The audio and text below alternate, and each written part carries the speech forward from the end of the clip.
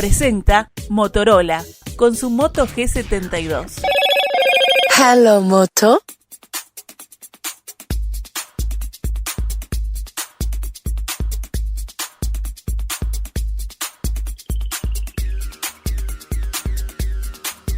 En los últimos 5 años, un 52% de los adultos uruguayos declaró haber asistido a algún evento o fiesta tradicional, lo que supera el 1.300.000 personas, cifra a la que debe agregarse la población menor de edad. Este es uno de los datos que tiene un detallado trabajo que fue presentado en las últimas horas. El libro Fiestas Orientales, Tradición y Vanguardia, nace del estudio en conjunto encaminado por Ceres, Opción Consultores y la productora cultural BMR. Es un acercamiento al impacto cultural y también económico que tienen las fiestas nacionales, que van desde el carnaval, pasando por festivales de cine, a celebraciones religiosas. Si bien la publicación se pone como objetivo rescatar y destacar la identidad nacional y las cosas que unen a los uruguayos, también persigue el origen de las fiestas para poder comprender mejor su espesor histórico y cultural, y también dar cuenta de su riqueza patrimonial. La Criolla del Prado fue la actividad anual con más participantes con relación a las fiestas tradicionales. 154.000 visitantes únicos reales, lo que equivale al 13% de la población. En orden numérico, siguen la Semana de la Cerveza en Paysandú, la Fiesta del Olimar en 33, la Criolla del Parque Roosevelt en Canelones y la Fiesta de la Patria Gaucha en Tacuarembó, que se realiza durante 5 días en el mes de marzo. ¿Por qué era necesario hacer este libro? ¿Se encontraron con alguna sorpresa en la investigación? Lo conversamos en nuestra entrevista central con Magdalena Perandones, magíster en Historia del Arte y Cultura Visual, especializada en patrimonio. Magdalena, ¿cómo estás? Buen día, gracias por acompañarnos. Hola, buenos días, muchas gracias por la invitación. Vamos a incorporar en un rato también a Daniel Superviel para que converse con nosotros acerca de este libro que fue presentado ayer, que realmente tiene, como decíamos en la introducción, como varios objetivos, ¿no? Primero, una resignificación económica de lo que significan las fiestas en Uruguay, pero un impacto cultural y una resignificación cultural de ese impacto. Pero vamos como siempre por orden, Magdalena. ¿Cuándo y cómo nació la idea de hacer este libro? Mira, este libro, como cuentan, creo que es el inicio del libro, es una idea de Ceres, que surge entre Daniel Superviel e Ignacio Munyo, y ellos deciden, a raíz de la experiencia que habían tenido anteriormente con la Expo Democracia, que fue una experiencia que para ellos fue muy positiva, piensan en hacer un proyecto vinculado a otro, como tú decías, otra manifestación cultural, en este caso una manifestación cultural, pero bueno, la democracia también es una manifestación cultural, ¿no? Pero otro aspecto de la sociedad que une al país y se interesan por las fiestas. Y ellos ahí se asocian con BMR luego, encuentran como un aliado a la productora cultural BMR para poder desarrollar juntos lo que termina siendo este proyecto, que en realidad, se fue gestando. Yo en realidad cuando entro ya estaba definido que va a ser un libro y demás, pero que se fue gestando también con una forma similar a lo que fue Expo Democracia, en cuanto a que la idea era que fuera un libro con un alto contenido fotográfico y que fuera un material que permitiera acercarse a atraer a los espectadores, en este caso a los lectores, a esta temática desde un lugar también muy visual y muy cercano y muy accesible. Claro.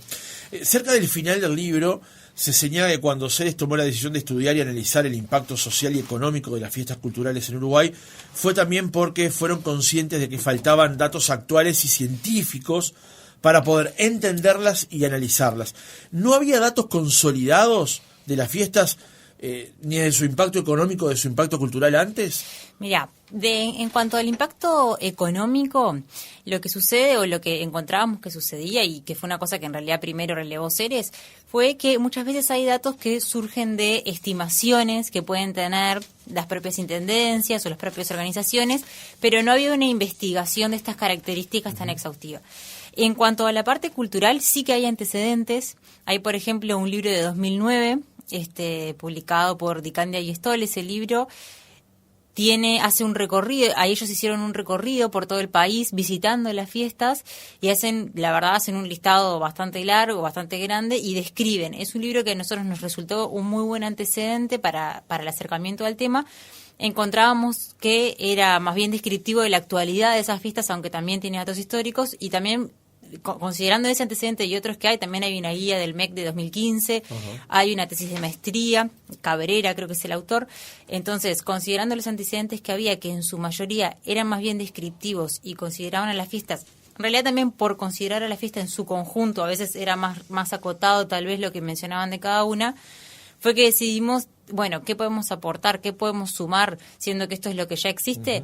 Y también por eso terminamos decantando por la parte histórica, ¿no? Bueno, vayamos a los orígenes, vayamos a tratar de entender en qué contextos surgen estas fiestas y en qué contextos también sobreviven estas fiestas, en qué contexto perduran, cuáles son los motivos, cuáles son los valores por los cuales la sociedad la sigue participando, la sigue eligiendo y por los cuales sigue habiendo gente que la sigue organizando y la lleva adelante año a año. Ese es un dato fundamental. No quiero alterar demasiado la guía de preguntas que me armé, pero allá hace un tiempo que no se realiza, pero el Pilsen Rock pudo haberse considerado una fiesta. Te lo pregunto por esto último que acabas de decir, que es el origen y también cómo la tradición hace que se mantengan en el tiempo, ¿no? Por supuesto, ahí uno de los criterios, hubo varios criterios en el momento de la selección. Uno fue que se siguieran haciendo ahora.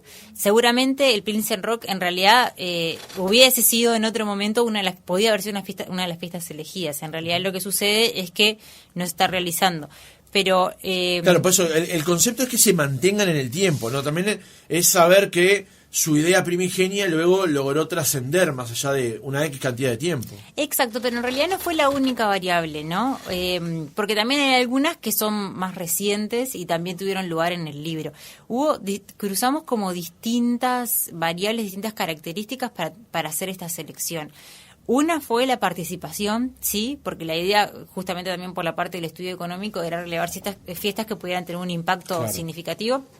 Otra fue la variedad, que fueran fiestas de distintos tipos, no quedarnos solo en o las musicales o solo en las religiosas, para que también fuera representativo de las distintas manifestaciones que pueda haber en torno a las fiestas. Después también consideramos, por ejemplo, la representatividad del territorio, que no quedaran solo fiestas montevideanas o solo en lo posible buscamos que existiera fiestas de distintas partes del territorio, de distintas partes del país. Y bueno, se consideraron en eso, realmente hubo discusión sobre eso, fuimos postulando en equipo, tanto con BMR como con Ceres, pensando cuáles eran cómo hacer esa selección final, que además también tenía una parte que relacionada con la encuesta, incluso de fechas a veces. Como había que hacer estas dos encuestas importantes, había fiestas que tal vez por la fecha era más difícil que las personas recordaran sobre su participación y demás. Una cantidad de variables que son las que terminan en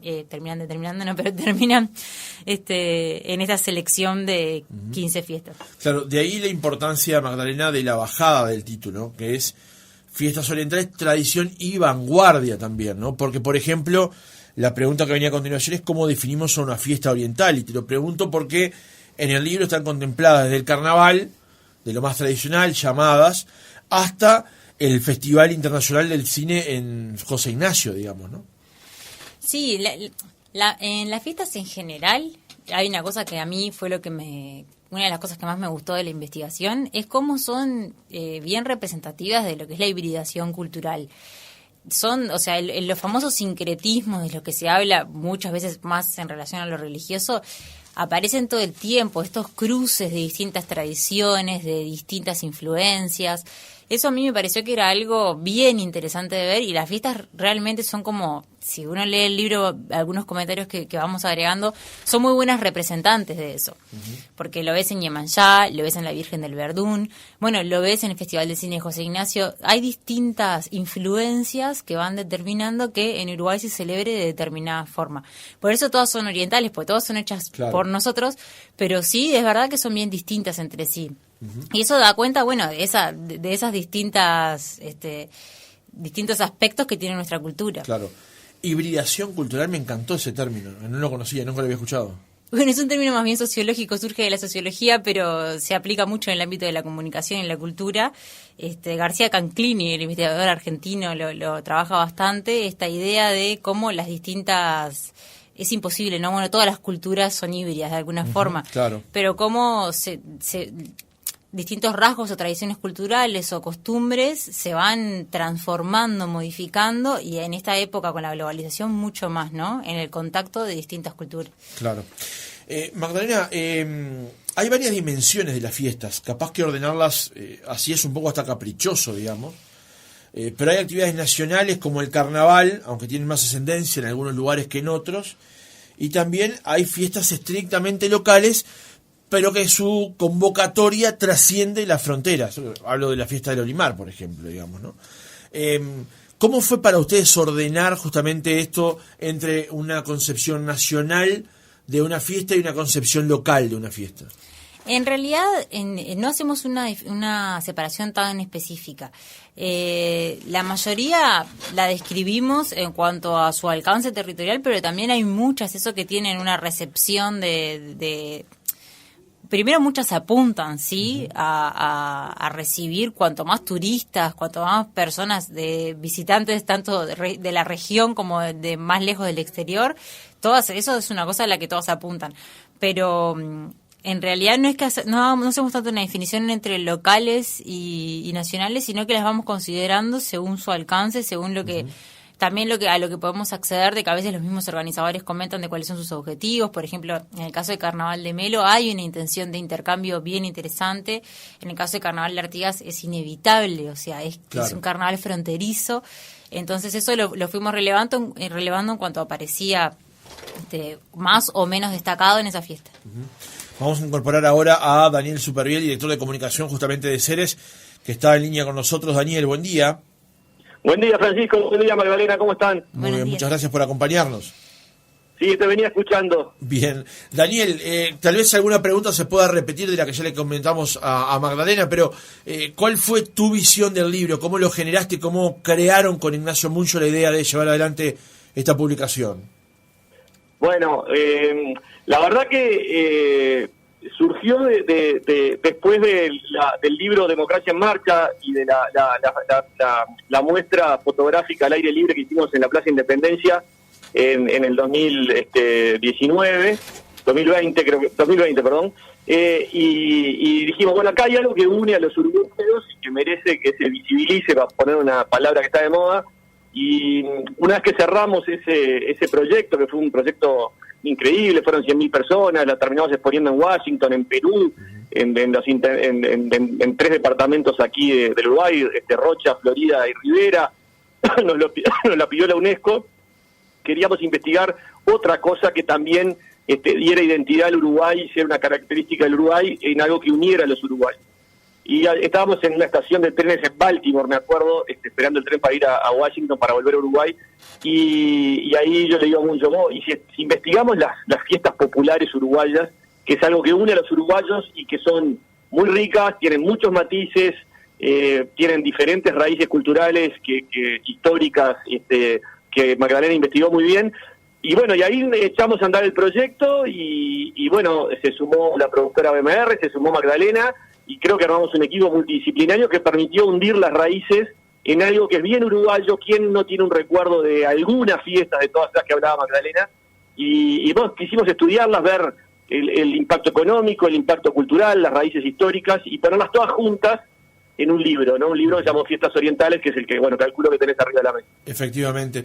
Daniel, conversamos recién también con Magdalena acerca de, si bien había algunos trabajos previos, en ninguno de ellos se había podido condensar todo lo que significan desde el punto de vista cultural, pero también económico, el tema de las fiestas. En el proceso de trabajo y de armado del libro y de la investigación que hizo Opción, ¿te llamó la atención algo? Sí, muchas cosas me llamaron la atención, muchísimas. Y lo más importante es la enorme riqueza y de diversidad de fiestas que hay en Uruguay. No pudimos llegar a la cifra exacta de cantidad de fiestas que hay, pero rondan entre 250 y 270 en diferentes días del año, ¿no? O sea, casi 2/3 de los días de Uruguay pasa alguna fiesta en algún lado, ¿no? Ya sea los Fongones de San Juan en Colonia Valdense, o la fiesta del churro, o de la huasca, o de andar a ver qué, ¿no? Entonces, todo eso hace que ponerlos todos juntos nos den una visión más universal de la propuesta de fiestas y de lo que mueven, ¿no? De lo que mueven a los uruguayos. Ahí sale una cifra que de la encuesta de Portekansky, que no sé si la comentó Magdalena, que el 52% de los uruguayos mayores de 18 años de alguna fiesta participan en el año. Uh-huh. Si tenemos en cuenta que muchas de esas personas van con sus hijos adolescentes o hijos chicos, esa cifra por ahí se multiplica por 0,5. Entonces podemos decir 60-65% de los uruguayos participan en estas fiestas. Para ver la envergadura, ¿no? de lo que mueve económicamente, socialmente, en transporte, en hotelería, en gastronomía, en alojamientos. Entonces es bien interesante ponerlas todas juntas y reflexionar sobre ellas y por ahí disparar, ¿sí?, otras investigaciones mucho más profundas que la nuestra.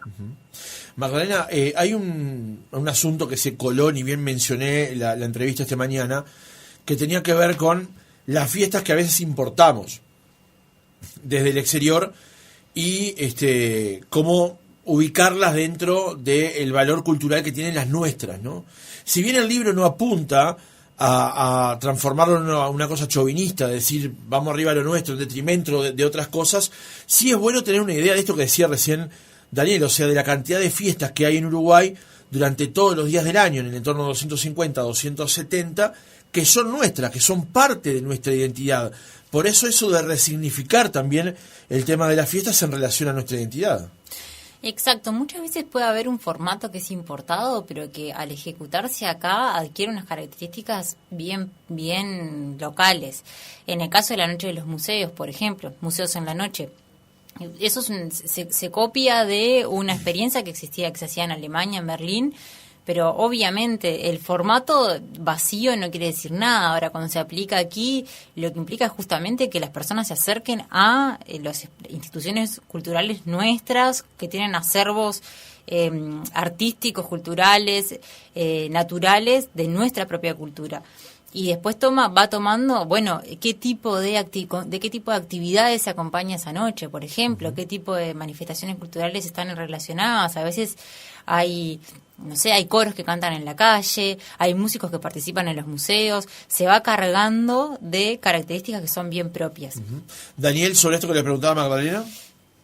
Sí, a ver, yo una reflexión tal vez un poquito más diferente, por otro ángulo, o sea, la semana de turismo no es otra que la semana de Pascuas, que no es otra cosa que la Semana Santa, que no se inventó en el continente sudamericano, viene de la tradición cristiana de Europa, ¿no? Lo mismo el carnaval, que viene de los años inmemoriales de la historia. Entonces, en ese sentido, por ahí hay algunas más propias, como puede ser la patria gaucha, ¿no? Donde el gaucho o la reminiscencia del gaucho con las domas, la jineteada, la recreación de fogones gauchos, nos llevan por ahí un poco más a la raíz nuestra del origen de la independencia o de la época colonial, pero no dejan de ser, o sea, si hay una guitarra, esa guitarra es española, entonces también ahí hay una suerte de fusión. Los tambores son africanos, no son nuestros, por ahí creo que hay uno de los 5 tambores que solo se encuentra en Uruguay, pero lo que quiero decir es que si vas a la antropología siempre te une con algún lado, porque yo ahí digo en el prólogo, un poco para provocar, que no hay rastros, al menos no hemos detectado, creo que Magdalena tampoco, de fiestas indígenas que celebren hoy los uruguayos.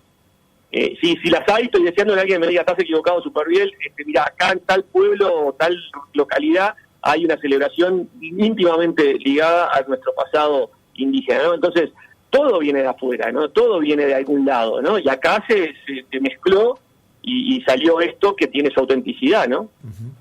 Daniel, te liberamos porque tenés otros compromisos. Gracias por habernos acompañado este rato. Seguimos conversando con Magdalena. Dale, sigo escuchando. Un abrazo. Que pases bien.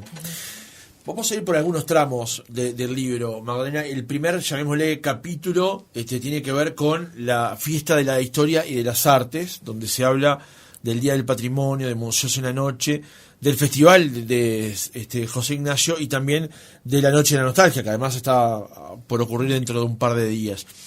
De todos estos, quería detenerme un segundo en el Día del Patrimonio. A lo que vos añadís con respecto a esta fiesta, a esta creación por el entonces director de la Comisión de Patrimonio Cultural de la Nación. Y es una fiesta muy particular porque es el patrimonio que tenemos allí todos los días, que todos los días podemos ver, que todos los días podremos valorar, pero hay un día en particular en que las calles se llenan de gente para redescubrir eso mismo, ¿no? Exacto. Hay varios aspectos que aportan a eso. Por ejemplo, muchas veces hay instituciones que abren el fin de semana cuando normalmente no lo hacen, y eso es algo que ayuda, porque hay veces que entre semanas es difícil para la ciudadanía acercarse a algunos lugares. Hay lugares que abren en todo el año, algunos edificios históricos sí que sí abren ese día. También hay una invitación de la organización misma a extender el horario ese fin de semana para las que sí abrían. Entonces, es cierto que hay toda una movilización, hay un esfuerzo por parte de las instituciones para ese fin de semana abrir sus puertas, claro, e invitar, e incluso también se suman otras actividades extra, muchas veces que son atractivos. Los que hemos participado, ves que en la guía siempre aparece, bueno, en tal lugar, a tal hora va a haber, además de que podés visitar la colección permanente, por ejemplo, hay una visita guiada especial de alguien que tal vez no la da siempre, o hay un espectáculo musical, o hay un espectáculo de baile, o de cualquier otro tipo de arte. Y eso suma. Y creo que algo bien lindo y bien característico de esa fiesta es que cada uno puede armarse su propio itinerario. Claro. Entonces, realmente es un fin de semana que convoca muchísimo, muchísimo. Es precioso estar en la Ciudad Vieja ese día y ver la cantidad de gente que está moviéndose de un lado para otro y realmente se siente mucho eso, se siente como una experiencia de encuentro, donde es como que entras y salís de los lugares con una facilidad, es como que está todo abierto. Creo que eso es algo bien, bien lindo y característico de ese fin de semana. Y además el crecimiento está dado por el hecho de que antes era el Día del Patrimonio y la demanda hizo que se tuviera que generar el fin de semana del patrimonio, ¿no? Exacto. Al principio sí O sea, ¿cómo la gente lo tomó como propio y generó una gran acogida en la gente el hecho de que haya un fin de semana para patrimoniar, como se dice ahora? Exacto, sí, y además que es una fecha que creo que convoca a todas las edades. Bueno, pasa mucho, eso es una fiesta muy familiar, eso está en la encuesta, muchas familias, gente que va en grupos, gente que sale con amigos, con sus parejas, muchas personas que aprovechan y dicen, bueno, y de paso almorzamos en algún lugar, salimos a almorzar o salimos a cenar. La verdad que es una fiesta que ha crecido mucho y hoy en día, bueno, por eso lo ponemos en el libro, tiene un impacto bien importante. Claro. La Noche de la Nostalgia, que se va a generar justamente el próximo 24, también es una fiesta, llamémosle autóctona, creada aquí en Uruguay, que también tiene el reconocimiento por leyes y decretos municipales. ¿Qué pudiste avanzar cuando tuviste que analizarla, cuando tuviste que ver y escribir sobre ella para este libro? Lo primero que me llamó la atención fue lo joven que era el Ecuador cuando la creó. Porque creo que es una fiesta que a veces asociamos a otras generaciones. Y era realmente, o sea, estaba ahí cerca de los 20, era muy joven. Entonces ya tenía esta idea de, bueno, de esta recuperación de una música que tal vez no era de su propia generación, pero que se daba cuenta que movía, que tenía que tenía llegada en la audiencia y demás. Y eso me pareció bien interesante porque creo que la saca un poco a veces de esa visión gris a la que se puede asociar de que bueno, que es el uruguayo y la nostalgia, digamos. Claro, el uruguayo y la nostalgia, y es una cosa de que todo tiempo pasado fue mejor, y no sé qué. A mí al menos me dio esa sensación, que en realidad la pone como en otro lugar, porque es una persona joven que desde un lugar, creo, de mucho más disfrute y seguramente como mucho más alegre de esa cosa gris, decide pasar ese tipo de música y compartir ese tipo de música. Entonces, la verdad que investigándola a mí misma me cambió un poco la idea esta que tenía. No tanto como una fiesta que está centrada en esa mirada así como más pesimista de que ahora las cosas no son tan buenas, sino en realidad una fiesta que permite recuperar esas memorias, esos recuerdos que están ahí guardados y que no es que desaparecieron y no es que sean mejores o peores, sino que uno lo disfruta pudiendo revivirlos en esa noche.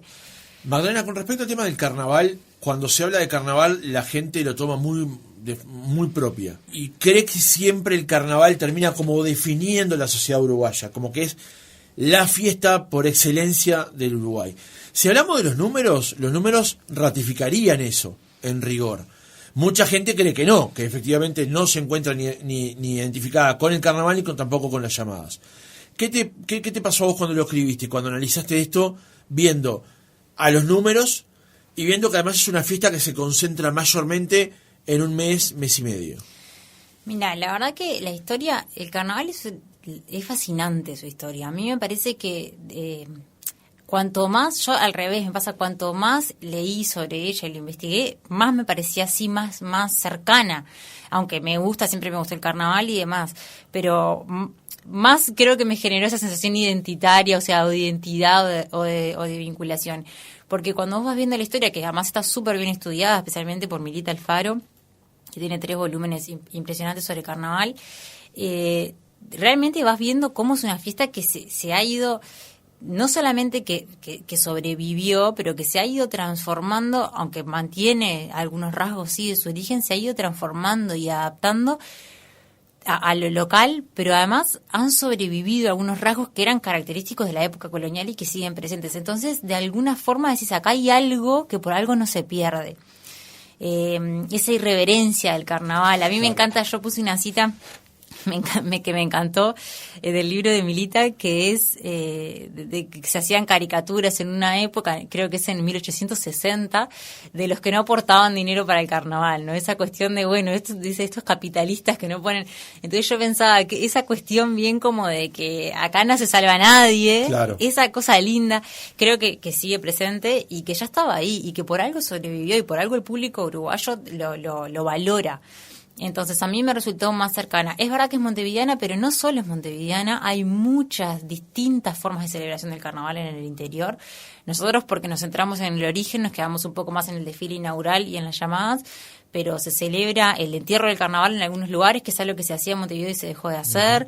Bueno, las llamadas de Durazno también han ido creciendo mucho, y en la encuesta, eso lo mencionaba justo ayer Rafael en la presentación y aparece, hay muchas personas que mencionan haber ido a desfiles de carnaval en distintas localidades del interior, capaz que uno nunca hubiera pensado que se celebraba ahí. Entonces creo que tiene una dimensión nacional más allá de la fuerza que tiene Montevideo. Hay una cita en el libro que dice: la máscara, elemento infantable de los primeros carnavales montevideanos, fue dando paso con el tiempo al maquillaje, una de las artes fuertemente asociadas con la fiesta. Y me quería detener un segundo ahí, Magdalena, que es el tema de la profesionalización del carnaval, que la ha atravesado notoriamente. El maquillaje es un arte, hicimos una nota aquí en el programa hace tiempo sobre eso, pero me refiero hasta a las luces, me refiero hasta a los micrófonos. Ahora suena todo perfecto y precioso, y antes la verdad que escuchar era un tema difícil. Los que van al teatro de verano, la iluminación era muy pareja para todos. Ahora hay gente que se dedica exclusivamente a eso. Es una fiesta que se profesionalizó con el tiempo. Totalmente. Mira, yo tengo una amiga que salía en una murga hasta el año pasado, y entonces la llamé y le digo, mira, contame cuáles son todas las artes, artesanías, conocimientos, saberes que están vinculados. ¿A cuántos profesionales tienen que contratar ustedes para organizar el espectáculo, no? Y claro, me empezó a contar, y bueno, eso, sí, hay alguien para luces, hay alguien para el sonido, toda bueno, la cantidad de personas que participan. La vestimenta, ¿no? El vestuario. Exacto, el diseño de vestuario, que es impresionante. Realmente, a veces uno no se imagina, ¿no? Y bueno, lo que es el trabajo de una murga durante todo el año de recaudación para poder también, para poder obviamente pagar todo lo que implica, claro, todos esos conocimientos que están relacionados. Es mucho trabajo y mucho esfuerzo y mucha dedicación, y eso creo que se ve muchas veces, uno lo ve esos maquillajes impresionantes, ve ese vestuario y capaz que no nos paramos a reflexionar sobre todo lo que implicó, pero realmente es un trabajo de mucho tiempo que termina, creo, dándole la calidad que tiene. Magdalena, para cerrar lo del carnaval, digamos, otro tema es el tema de las llamadas, que como decías, hay llamadas en el interior también y están teniendo cada vez más difusión, pero las llamadas que se hacen aquí en Montevideo, en Barrio Sur y Palermo, han dejado de ser una fiesta estrictamente local para transformarse en una fiesta donde muchos extranjeros posan los ojos, al punto que se contratan los balcones que están en esa calle, en Isla de Flores, para que los extranjeros vengan a ver ese espectáculo ese día y a esa hora. ¿Cómo ves vos el tema del crecimiento del desfile de llamadas? Mira, el desfile de llamadas nosotros lo ponemos junto al carnaval por su cercanía en tiempo y como manifestación. Creo que uno lo ve como una fiesta del carnaval en general, en abstracto, pero es una fiesta que es étnica y que en realidad no está directamente relacionada a lo que es el origen del carnaval. En realidad surge de las tradiciones que trajeron los africanos, que eran tradiciones de sus propios ritos, sus propias danzas, su propia música, y que en realidad incluso se empieza a celebrar el desfile de llamadas oficialmente mucho tiempo después de que se empiece a celebrar el carnaval en sí mismo, ¿no? Es en el 52, creo, la primera vez que se organiza oficialmente con la intendencia el desfile de llamadas, que además era una propuesta de la comunidad afrodescendiente de hacer como las fiestas negras, era algo más amplio, y al final termina quedando en eso. Eso ya es algo que me parece que es interesante de plantear, porque si bien lo asociamos mucho al carnaval, tiene rasgos que son distintos al carnaval. Porque el carnaval en realidad es una fiesta que nosotros la recibimos de Europa. Entonces es independiente y tiene su propia historia y su propio espíritu y su propio perfil. Yo creo que además la forma en la que esa fiesta se ha ido transformando, porque también es eso, ha ido cambiando, la figura de la vedette se incorpora después y demás, la forma en que se ha ido transformando le da una característica que es bien particular de aquí, y creo que eso es lo que la hace tan atractiva también para los extranjeros. Claro. Al punto que han salido muchas figuras hoy por hoy de las llamadas: Rosaluna, Marta Bularte, Canela, que se le hace un espectáculo dentro de unos pocos días en el Antel Arena, y el desfile de llamadas, que antes era un día, ahora son dos, por la cantidad de comparsas que participan, ¿no? Exacto, sí, también, bueno, ahí también tenés otro ejemplo de fiestas que, bueno, ni que hablar, son organizadas durante todo el año, ¿no? O sea, hay una preparación que lleva mucho tiempo. Yo, que justo vivo en el centro, lo tengo cerquita y lo ves, o sea, cómo empiezan a salir las comparsas, cómo empiezan a prepararse con mucha anticipación para que cuando llega ese momento los desfiles tengan eso, la calidad que cada comparsa le quiere dar. Pasemos a las celebraciones religiosas, Magdalena. Allí básicamente se enfocan en dos, que tienen que ver con Iemanjá, que es un día tradicional de esa celebración, y también la peregrinación a la Virgen del Verdún. Y allí hay unas fotos que acompañan el libro que son preciosas, de gente que está subiendo justamente a la Virgen, y realmente se nota el esfuerzo. Y ahí vos recogés con el texto que dice: el esfuerzo dedicado al ascenso al santuario también es resignificado por muchos peregrinos que lo consideran una ofrenda a la Virgen. Como que aquí se matizan y lográs hacer comulgar, valga el término preciso en este caso, la foto con el texto, ¿no? Sí, es que, bueno, en todo el libro el registro fotográfico fue un gran apoyo para nosotros. Yo cuando escribía todo el tiempo pensaba en ese registro fotográfico, que sabía que iba a ser esencial para apoyar el texto. Y también porque por las características del libro tampoco podíamos, había que acotar algunas cosas, tampoco podíamos desarrollar, explicar demasiado, entonces iba a ser esencial que lo que decíamos en el texto se pudiera apoyar con las fotos. Y en este caso creo que sí, es un ejemplo en el que se ve tal cual. En los otros también, ¿no? Pero para alguien que nunca estuvo en la fiesta y que tal vez no conoce o no tiene el paisaje del Cerro Verdún y demás, el poder ver esas imágenes creo que complementa muchísimo. Claro. Ni que hablar, es un libro que las fotos son tan importantes como el texto para poder hacerse una idea de lo que estamos hablando. Claro. En el caso de la Virgen del Verdún, sí, es una cosa que aparece mucho, la idea de eso, como de entregar ese sacrificio, la idea de la entrega a cambio de lo que se pide, o como agradecimiento también. Y si bien justo fue un día que el clima no acompañó tanto y creo que el público se vio un poco mermado por eso, en la foto se logró reflejar. Uh-huh. Hay en la foto, en la página 91 y 92, yo me reflejaba, en un señor que con ayudándose está subiendo, y en la otra foto a tres monjas que también están haciendo el ascenso. Se nota el esfuerzo, pero también el compromiso con el que lo están haciendo, ¿no? Sí, por eso el apoyo del texto y la foto, ¿no? Ni que hablar, sí. De hecho, algunas personas lo realizan descalzas, también es como un gesto más. Uh-huh. También hay una idea del contacto, creo yo, con la tierra que es lindo. Pero sí, a mí la verdad que fueron fotos, especialmente la del señor fue una foto que me encantó, uh-huh, porque creo que además se ve bien el paisaje, se logra ver ese contexto natural que está muy vinculado. Claro. Que en las notas de prensa de la época lo mencionaban, ¿no? Ese contexto natural también como el escenario en el cual se coloca una figura tan relevante. Magdalena, hay un capítulo en el cierre ya del reportaje, porque nos estamos quedando sin tiempo, que se llama Festejos del Pago. Habla de la Semana Criolla del Prado, la Criolla del Parque Roosevelt y también la Fiesta de la Patria Gaucha. Tal vez de las dos primeras ya conozcamos bastante. ¿Qué te dejó escribir sobre la Fiesta de la Patria Gaucha y conocer más sobre este fenómeno? Impresionante, la verdad me impactó. La conocía muy poco, o sea, sí, es una fiesta bien famosa, pero no estaba demasiado interiorizada en lo que significaba, y enterarme de todo lo que se investiga para hacer las aparcerías, para reproducir esas costumbres de época. Es una fiesta que requiere de eso, de ir a las fuentes, de ir a las raíces, de entender cómo era realmente, y la exhaustividad, el detalle con el que se hace, creo que es impactante, y que también es muy, o sea, se va profesionalizando. En este caso es otro tipo de profesionalización, pero que realmente requiere de mucho trabajo. Y bueno, en algunas fotos creo que también se refleja. Hay una foto que representa una escuela rural. Y me pareció, la verdad, me impresionó para muy bien, no porque antes no tuviera un buen concepto de ella, pero sí de todo lo que implica esas recuperaciones, esas recreaciones, que lo que hacen es eso, tratan de, creo que en general, yo lo pongo en el libro, una especie de viaje en el tiempo, del poder meterse en ese entorno y no solamente ver el lugar recreado, sino las personas recreando las prácticas y las costumbres, la cocina de la época, cocinando como se cocinaba. Realmente es bien interesante. Sí.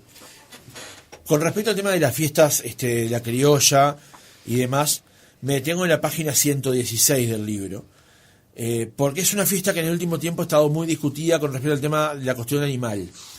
Pero en esa foto se advierte a un gauchito, a un chico muy chiquito, justamente todo vestido como corresponde para la fiesta, y de fondo se ve a los mayores, a los que él pretendidamente quiere imitar justamente. Y también allí lo que se advierte es una transmisión desde los adultos a los menores con respecto a una serie de costumbres o de posiciones históricas que tienen que ver con la cuestión del gaucho y con la cuestión del interior del país. ¿Cómo lo ves vos en esta perspectiva de la investigación histórica, teniendo en cuenta el presente y donde cada vez se discute más este tipo de actividades? Yo la verdad que elegí, ahí cité bastante a Daniel Vidart, porque me pareció bien interesante desde el punto de vista antropológico lo que él comenta sobre el tema de la doma, ¿no? Quería entender un poco, bueno, cuál es la raíz. Siempre decimos, porque son tradiciones, son costumbres, bueno, pero ¿de dónde surge? ¿Por qué? Y me parecía bien interesante eso que él comenta de cómo en la forma de la doma del gaucho, él dice, se patentiza el espíritu de Occidente. Es una doma distinta a la del indio y es una doma que está marcada. Él habla de cómo el gaucho tiene a la vez al europeo y al indígena. Uh-huh. Y cómo en realidad, si en la doma del gaucho hay saberes que vienen de los indígenas, también hay una cuestión de la dominación, del ejercicio de la fuerza sobre el animal que él la encuentra bien europea. Y me pareció interesante. Yo, en ese lugar, en cuanto a ese tema, lo planteo desde el lugar de la reflexión, desde, pensar esto de dónde surge y esto qué implica. No me posiciono en si está bien o si está mal, o sea, no era el lugar, no era el lugar de lo que yo opino sobre eso, pero sí, plantear cuál es la raíz, por qué esto. Esto que hacemos así de esta manera, ¿por qué lo hacemos de esta manera? ¿De dónde surge? ¿De dónde viene esa costumbre? Y creo que ofrecer esa información también puede aportar algo a la reflexión de si lo queremos seguir haciendo así, claro, o si lo queremos hacer de otra forma. Uh-huh. Magdalena, en el cierre, ¿quedaste conforme? Sí, la verdad que sí, es un libro que lo que deseo yo es que sirva, creo que sirva para seguir profundizando, ¿no? Creo que es como un puntapié, es lo que ellos planteaban en un acercamiento, es un puntapié inicial para dos cosas, me parece que pueden ser lindos resultados. Por un lado, que los organizadores de las mismas fiestas tengan un reflejo que les pueda servir para capaz revisar, pensar en qué cosas se pueden mejorar, en qué cosas seguir trabajando y demás. Y otra que pueda servir también como un puntapié para si a alguien le interesa profundizar la investigación. Acá obviamente es un libro que tiene un perfil más bien de divulgación, de difusión, no es estrictamente académico, pero existen algunos trabajos académicos, artículos y demás, y creo que se puede seguir trabajando porque hay mucho para decir y para reconstruir estas historias. Magdalena Perandones, magíster en Historia del Arte y Cultura Visual, especializada en patrimonio. Gracias por haber estado otra mañana con nosotros. Muchas gracias a ti por la invitación.